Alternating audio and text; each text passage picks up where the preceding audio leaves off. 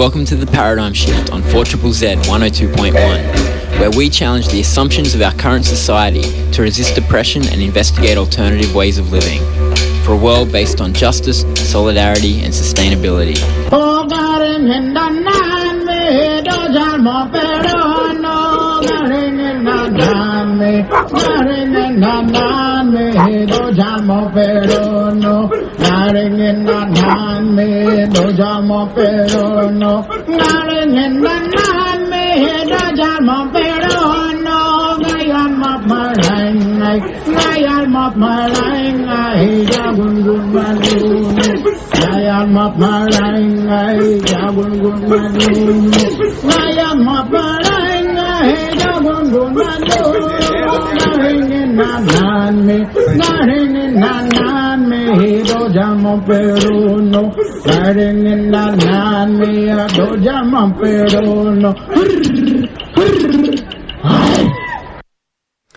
Welcome to The Paradigm Shift on 4ZZZ 102.1 FM. It's your local community radio station.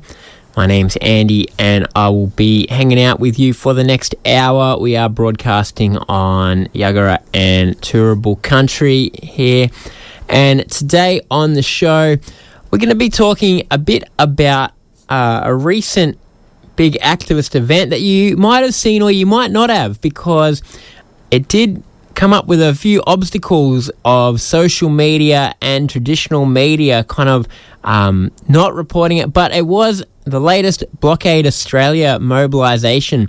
You probably in recent years have heard about Blockade Australia, both on the Paradigm Shift where we've interviewed people about it, but also in the media where in the past there's been some kind of hysterical, we might say, responses from politicians, police and media commentators. Well, they've been back at it just at the beginning of this month. They spent 2 weeks blockading the port of Newcastle, the world's biggest coal port, and for basically all of those 2 weeks they were causing some level of disruption each day, doing a different action with people locking on or suspending themselves from trees or poles in the way of the rail line, trying to transport those fossil fuels to that port to be exported as Australia's great contribution to our current climate catastrophe. So it was quite an immense effort, but one, yes, that did not get the media coverage they have in the past, and we do talk a bit about that in this interview, but we're correcting a little bit on the Paradigm Shift as well. We're going to hear from a few of the participants in it. Jim, who is an organiser who's been involved for a couple of years in Blockade Australia, and then a few of the newer people who took action in this last few weeks. That is Ahana, River and Nate. And so we all sat around my kitchen table this morning actually and had a bit of a yarn about what they have been up to. And I will be playing it for you over the next hour. So stick around to hear about one of the groups currently trying to figure out what to do about this predicament that we're in, where we have a political system that seems intent on bringing us all to our destruction out of its own pursuit of economic growth. How do we disrupt it when we're just ordinary people? Well, Blockade Australia are experimenting with these kind of mobilisations and tactics targeting key points of economic infrastructure as they see it. And so you hear a bit about the theory behind it and quite a bit about what it was like taking these kind of actions. And so let's get into it. I'm Ahana. I'm Jem. Been doing BA as my focus organising work for the last year and a half. Yeah, I'm doing other community projects on the side as well. I'm Nate. I'm River. I use they, she pronouns, and I am new to BA organising but ran for council in local Brisbane and now want to do direct action more. Alright, so we're all here together because all of you have been involved in the recent Blockade Australia mobilisation, which happened down in the Hunter region of New South Wales. Before we go any further, does somebody want to say, what is Blockade Australia? So Blockade Australia is an organising network, and what it is doing is recognising that the climate crisis and the climate breakdown is current, it is ongoing, it is inevitable, and it's happening now. And the state is getting in the way of action on that. They are never going to take actual radical direct action that is going to change the future that we are facing and the inevitability of it. So we as the people are getting together and we are taking action by targeting the economic bottlenecks of that on this continent and the system, the economical, judicial and political systems that they have created to uphold the exploitation of people and planet. And so we are getting together and taking collective organising and collective action to do something about that. So targeting the system sounds like a big job, and there's a lot of different things there. But in practice, it's a little bit more specific what the mobilisations look like. So the last one was the latest of a handful of different mobilisations that Blockade Australia has done over recent years. What does it look like in practice? In practice, it really does look like a microcosm of what a community that we dream of looks like, is people who are getting together and collectively making decisions about what actions they are going to take. And it's about taking decision-making power out of the government's hands and into our own. And, it's putting the state onto like their back foot rather than us responding to a period in time where something is happening. We are choosing the when and we are choosing the where, and they are acting in response to it. It's about taking decision-making power into our own hands, and it's about giving people the upskilling that they need to continue to do that work and bring it into their communities and keep building a more broader resistance across this continent of stolen lands. And the most recent mobilisation has been targeted at the Newcastle port and particularly, I guess, the railways that go into that port. What was the reason for targeting that piece of infrastructure? It seemed like a really good opportunity to scale up this time. So obviously Newcastle has been targeted before by Blockade Australia and by different groups. And then BA as an organising project then grew to a point where we split off into different regions and we had a really sick mobilisation, and from that so many different people got involved, and we thought it'd be a really good opportunity to centralise that power again. And so we decided we'd target Newcastle Coalport again. However, this time we're going to go for longer and we're going to do more actions and we're going to upscale the type of actions we were doing, and I think we pulled it off pretty tremendously. So it was a couple of weeks of actions and a whole number of them. Do you have the specifics? I know it was 16 days. I think it was 36 actions.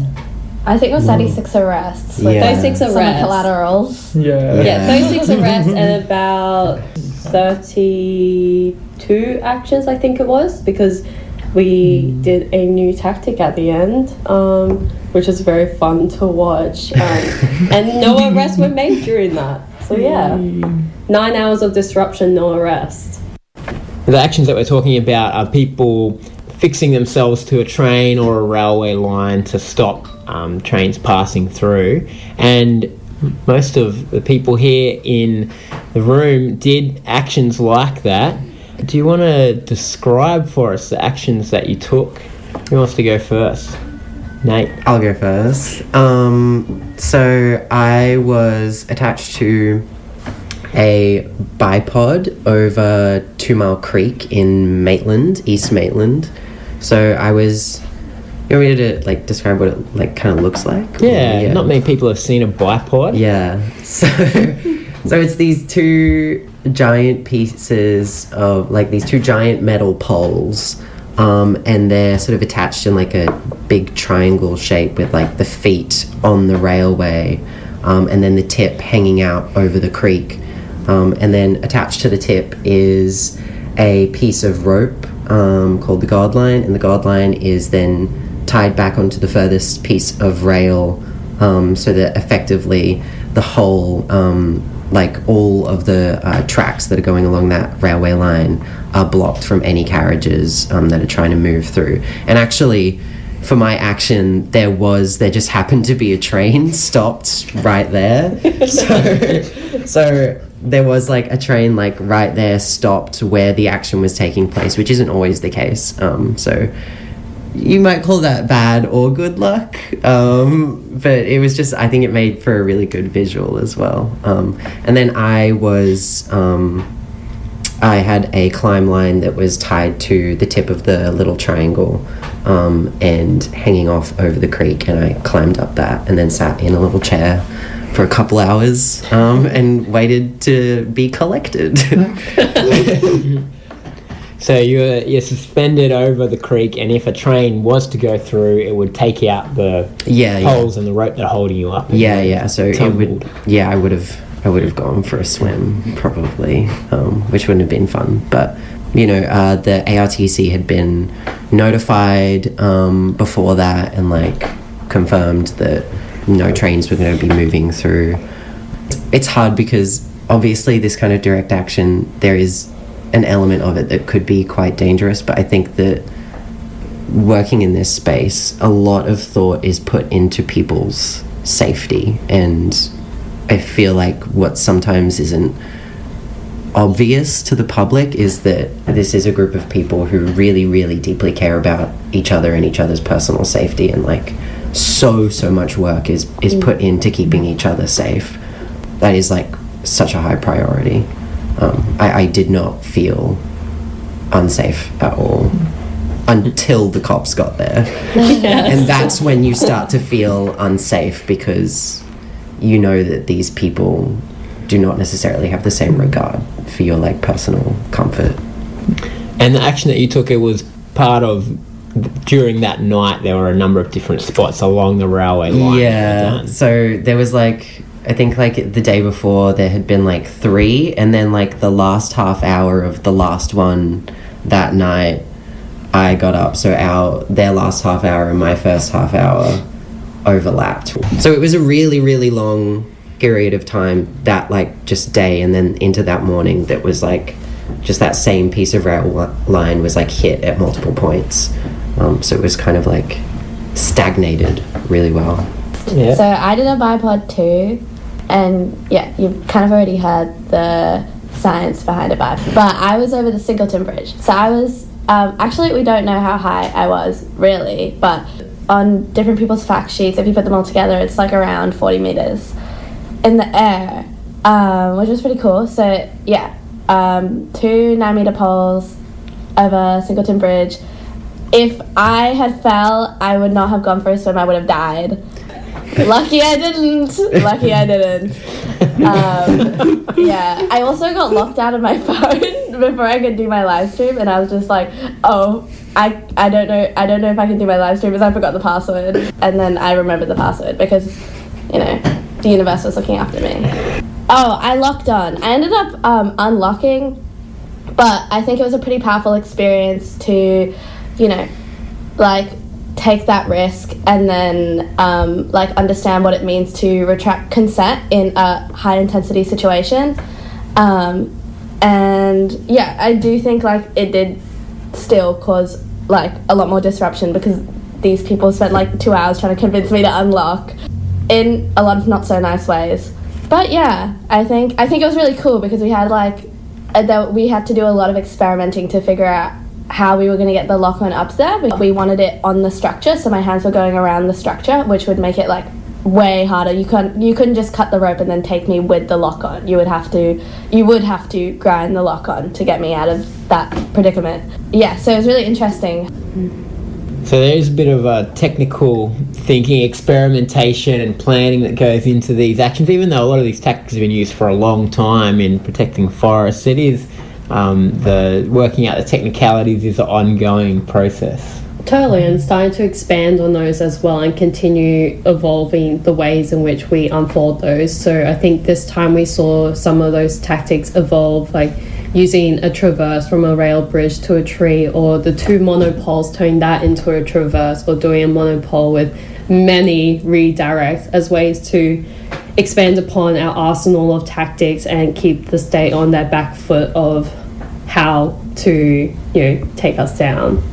And as well, I think that like what I find so great about BA and like other direct action groups is that it is like taking inspiration from like forest blockades, but also I think part of the purpose of BA is for other people and like other groups that like exist or have like yet to be born, to see the kind of tactics that we're using and learn from them and use them somewhere else. Like the purpose of this is yes, to blockade the world's largest coal port and to build a resistance, but also to show that it is possible and that you can use these tactics. And I think that a huge goal would be for like other people to use them separate from BA and use them just as successfully. Yeah, also like it's like using these tactics away from like single issue like projects. Like a lot of like the tactics have come from like trying to shut down a particular coal mine or a particular corporation or industry, or you know, like stop logging at a very particular forest, whereas like, you know, BA doesn't have demands. It's not like a single issue. It's not just about coal. And yeah, like using these tactics with like different political messaging and like enabling people to do whatever they want with that and providing a really blank slate for that. River, do you want to tell us about your action? Absolutely. So I was up in a tree sit in Farley, and I was anchored onto the tree technically, but like where I was anchored onto the end of 3 lines, and then my seat was attached to that line. I ended up being there for around, the whole block period was around 6 hours. I was up there for like 5.5 hours, and a lot of it was them coming up, unwrapping my lock-on and like disguising it and being like, oh, you're locked on, oh shit, okay, well we need to go get angle grinders then, and like them not really knowing how they could actually get it off. So blocked even heritage rail, I could hear that off in the distance, but ultimately would have cost a huge amount of money. So let's talk a bit about the other experiences. You've sort of talked about cops a bit, but also you all would have gone into custody and for you the court, River. So what was that experience like? Well, in custody it was quite a horrible experience, because even though they knew like what my correct gender preferences are and put me down as female in all of my documentation, they would refuse to do that to me in person and continue to taunt me for it over and over again. And like if I showed them a little bit of like just resistance to their questions or something, they'd just revert straight back to like dead naming and like misgendering constantly. And so just, I don't know, made the whole experience really dehumanizing and not really like I was allowed to be myself. And then I was put in a cell on my own for quite a while, and they didn't tell me any information about like a court date that I had missed that day when I was in jail that they had booked for me, and they didn't give me any of my documentations or like charge sheets or anything until I was released. And so once I got into the court system, the judge just stared me down and was furious and fuming at me. Like she had shown no emotion to any other case before then, and then was just like completely fuming, saying I had destroyed the community and like ruined people's like days out or like going to work or anything like that, and just was not having a good time, and gave me 2 community corrections orders for about 18 months, but I'm getting it appealed. Yeah, so like, there's a bit of jargon, but it's basically a suspended prison sentence. Yeah, pretty well. Yeah, but no, that whole experience was pretty bad, like even misgendered and stuff like that, but it was sort of very unusual that they used my dead name, because like that's not actually legally my name anymore, and they just wanted me to reveal my birth name and then put it on my personal locker and shit to tell me. But yeah, overall a horrible experience, and like the state is such a like play. They're all acting in there, and they just don't like have any ounce of like humility or anything to like anyone. Like they were showing other people like a lot more kindness and stuff. You could really see where they were picking and choosing where to like be nice to people or not, and like they were treating someone 2 cells down from me even worse, and he was just constantly screaming for the whole time, and that's all I could really hear. They at one point threatened to strip him if he kept on screaming, but he didn't really understand that, so he just kept on doing that. But like when I did walk past for my court date, he was just in a singlet and like short pants, and like there was other clothes on the floor. But yeah. So this is in the remand centre rather than the watch house? Yeah. This is like, it's court corrections. I was sort of like in the dock area, which is like the first cell you go into for about 5 hours, and they moved me just around the corner through a corridor, and then I'm in corrections. And like for food, they just gave me McDonald's with little soda cups with like Despicable Me 4 advertising on it. It's very late stage capitalism dystopia. Yeah, it is. It's so scary. But it's over now, but hopefully you won't go back to prison in September. Nate or Hannah, you want to talk about your experiences in the lockup and in court? I went to juvie. Anyway, yeah. So I was in the watch house, and that was pretty bad. Like that, it was a pretty humiliating experience. Which, yeah, it's like you can really see the lack of training. Like they really don't know what to do, and they were just like really confused and checking with each other on procedures, and yeah, that was very warping for my brain. And then I got offered bail, and I had pretty bad bail conditions. I had like non-associations with anyone who'd ever been associated with Blockade Australia, and I was like, I'm 17, that's my community. When you're a young person, community is so important. And I ended up rejecting bail, and even that process was pretty difficult, because as soon as I uttered that I wanted to reject bail, they all just started scrambling. Like they decided to like my door of my cell had been open up until this point, and they closed the door, and they wouldn't let me make a phone call to a lawyer. I had, during my entire time, I had no personal conversations with a lawyer or any kind of like legal representative, and they were just like really trying to confuse my support person, telling her that she had to leave. And like when they closed the door of the paddy wagon, they were like, when I was being sent to juvie, they were like, oh, a riot broke out there last week, good luck. And then, yeah, I went to juvie. I went to Frank Baxter Juvenile Detention Centre. It's in the Central Coast. So I had to go on a pretty long drive for that one. And I got there, and yeah, it was really dystopian. It was really dystopian knowing that there were other kids locked up in this place. But I got free clothes, which was nice. I like free clothes. But Pride of fashion. also, cute little story. They gave me chalk, because it's like put kids in prison but give them chalk. So I chalked all over the walls, and then later my friend, who's also 17, my very staunch, beautiful friend, also got arrested. And they ended up in the same cell as me, and they saw all my chalk drawings. But they actually did rub off some things. They rubbed off the anarchist A, and they rubbed off the ACAB, but they kept like things like system change, not climate change. And they left my quote. They left my quote. Power concedes nothing without demand. I did the Audre Lorde quote as well. Master's tools, master's house. You know it. And then they took me to the court.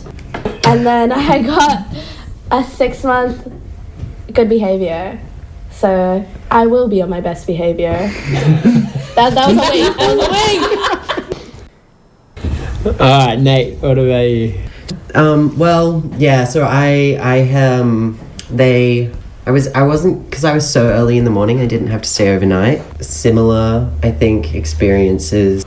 I'm also trans, but they didn't realise, so that was a weird conversation to have with them at a later point, when you have to be like, oh, hey, by the way.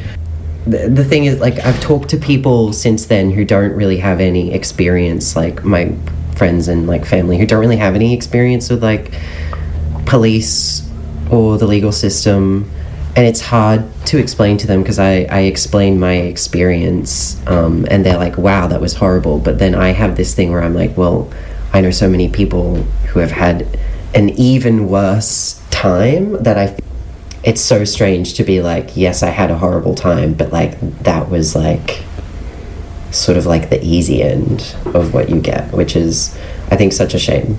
Yeah, very reflective then of like, well, if there's just, yeah, so much worse that people deal with. But I got sent back to Queensland because I'm not from New South Wales, and they were like, you need to leave. So I went back to Queensland, and now I've just sort of been waiting around for my court date. And it's kind of, I'm like in this weird spot right now where like I wanted to like get through the process so I wouldn't have to deal with it later. And then since I've been waiting, the Newcastle courts have tried to put people in jail since then for like a 3-month like jail sentence and a 1-month jail sentence. Unfortunately, both of those were appealed because they're completely unreasonable. But it's and I am in a completely different court, so I feel like I'm not going to get as harsh a sentence. But it's also scary because it's like, you know, and the reason that they have sentenced those people in such a harsh way is because they want everyone else to feel scared. They want everyone else to be like, I'm going to get a 3-month jail sentence if I participate in this sort of action. And I don't know, I think it's important to emphasize as well that like it is really horrible to deal with the court and legal system, but there's a huge part of organizing this movement and other groups that hopefully you never have to deal with like the legal or court system. Not everyone is a bunny. Not everyone puts themselves up to be arrested, and they're still just as important and valuable and necessary. But obviously there is also always a risk.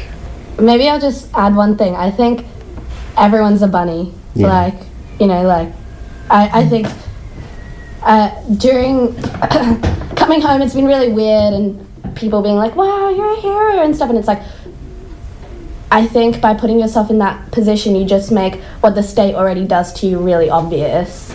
Like, we all live under the same system. Like, we'll be impacted, whether it be now or later, or over a large period of time, or over a short period of time. And it's just like the choices you make, really. Totally. No one like comes out at birth being like, yes, capitalism, huzzah, let's accumulate the wealth. No, like you're born into the system, and you're born like to be socialized that this is the way things are, and to accept it as it is and to not question it.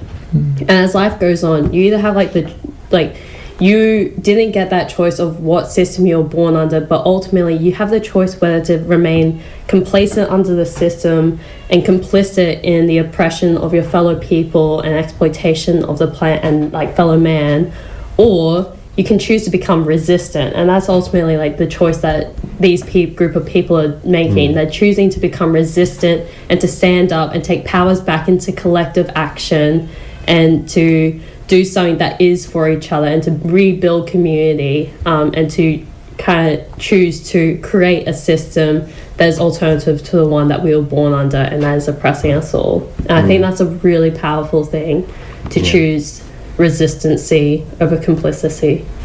But like the support you get once you physically leave that space, again, like from the community, is really, really special. Yeah, so lovely. And yeah, there's just so many people who are there to support you within, well, my experience within like Blockade Australia. People have been resisting for so long, and like BA aims to like learn from so many different kinds of resistance and like strategize in our current context on this continent. But yeah, like no matter like where you are living, it's all the same system.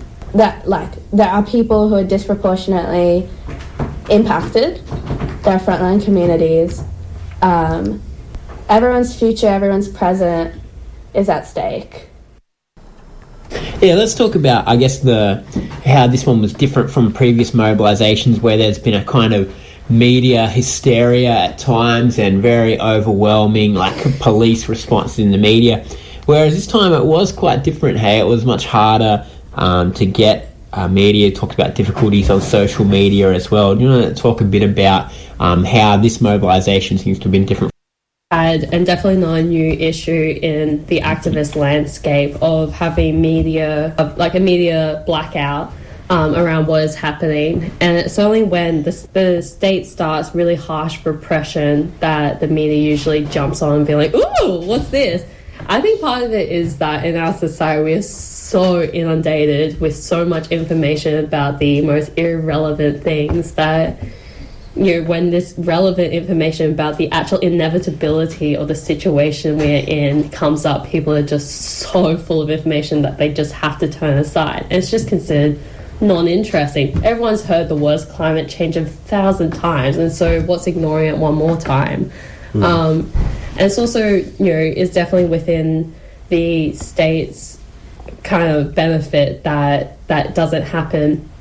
And so usually people turn to social media as a way to bolster and express what is happening and what is current. However, what we are seeing is that there is pressure from the state and governments on social media to not promote or show quote-unquote illegal activities, or even to, you know, show political material. And so that's kind of what we're seeing. In the case of Blockade Australia, this time we experienced what's it called? A shadow ban. A shadow ban. A shadow ban. Should be my thing to ask. Definitely made it very, very difficult to spread kind of what was happening. And so I think it was about by the second week, halfway through the second week, that we actually started to see some sort of paper media come out, which was after Strike Force 2 was reactivated. Just on censorship as well, it's like the revolution will not be televised. Also, the revolution won't be aestheticized. Like, I think community is messy. I think resistance is messy because it is a really emotional thing. Like, it involves people's trauma, it involves people's lived experience, and like that isn't always going to be clean. And you know, if that's, and like sometimes that doesn't make the phone screens, and that's okay because you know, like there was a time before phone screens, and like while you know, like technology is like such an asset. And something that we need to use wisely. I don't think it's the end of the world if we can't get it onto mainstream media. Like, there are so many alternative ways to like build a mass movement. Absolutely. People have been resisting ever since, you know, people started oppression, and that's not going to stop ever. People continue to bolster each other, and there are so many different ways that we continue to engage each other. And yeah, maybe we'll go a little bit more old school with it, but they aren't going to quash the movement or the, you know, the resistance because they didn't post about us. The resistance is a lot stronger than a like and a share. Yeah. And also, like, they've been doing this to like First Nations and like Indigenous communities since like the beginning of like mainstream media. Like, blanket censorship for like settler-led movements. You know, like, we got it easy. Like, so many frontline communities that have been way more targeted by blanket censorship. Like, there are genocides, you know, black and brown people are dying, and there is like no cover on it. We're talking like millions and millions of people resisting and still no coverage.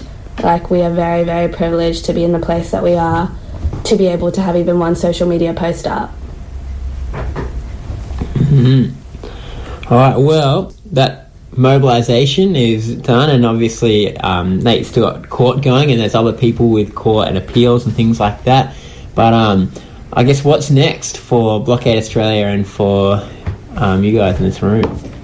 There is an info talk coming up, so if you are interested, definitely jump on the Facebook account and which is where the info deets for that will be. I think it is on the 22nd. So 22nd of July, from the Facebook, there will be the information for an upcoming info talk. So if you're interested, jump on that. It's going to be great. There's a lot of different ways people can get engaged in local community. If you are interested in connecting with other activists, come to the Grassroots Action Network and you will be able to meet people in person there and get connected in. And the Grassroots Action Network is Tuesdays, 5:30, 6 p.m. start. Yep. Free dinner. Conspiracy. At House Conspiracy. Yeah. Free dinner. That's the most important part. All right, thanks very much, everybody, for having a chat. That is Ahana, Jem, Nate and River, all participants in recent Blockade Australia mobilisation down in New South Wales. As we have spoken about, they did encounter some difficulties, I guess, with media and with social media. And it is interesting, I guess, to view the tactics, all the tactics of the state, that surely the media after previous Blockade Australia mobilisations where the media, it was just relentless kind of coverage, critical coverage a lot of the time from the mainstream media, that this time they did sort of ignore it. And partly that does happen when you do actions outside of the city, and the mainstream media in this country, they just don't care about things that happen outside of the city. That's kind of the reality. They are very self-absorbed media world. But also, it surely was a tactic of repression that the media were instructed, no, ignore this, and police as well weren't putting out as much information, presumably. And it's interesting, to study that, to see what happens. And of course, the court also escalated as the fortnight went on, and the court as well as part of the kind of state apparatus that enables the system to go on, a bit of encouragement to people who are making money, growing the system, a bit of repression to people who are resisting it. That's why we call it a system, and that's why resisting it is hard work. And Blockade Australia, they've set out to do it. They certainly put in the hard work with a couple of weeks of presumably not much sleep, a lot of running around and trying to avoid detection by police, and setting up very ingenious and creative blockade setups. And so well done to everybody in Blockade Australia. And there's different ways that different activists approach things, but certainly it's good to show solidarity with people who are trying to resist and trying to build community while they do it, and show support for people everywhere who are struggling. And so we'll keep talking about Blockade Australia, and as well, I guess, connecting with all kinds of people that are struggling in all ways across the political spectrum, across the spectrum of resistance. As long as people are working for a better deal for all people and for our planet, then I think we need to find ways to work together and to share what everybody is doing. That is all we have time for on the Paradigm Shift for another week. I will, of course, be back next week with more tales of people trying to create a better world here in our city and around the country.